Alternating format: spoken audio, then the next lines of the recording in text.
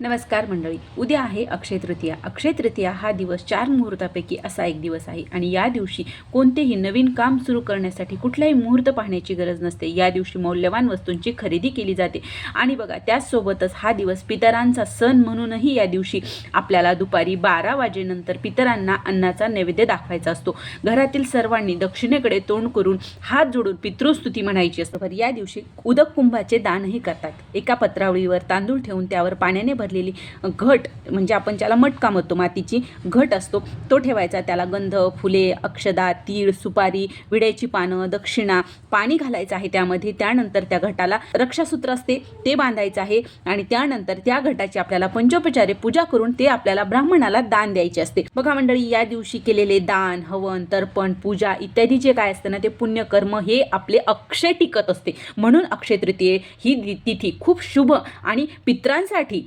समर्पित मानली जाते.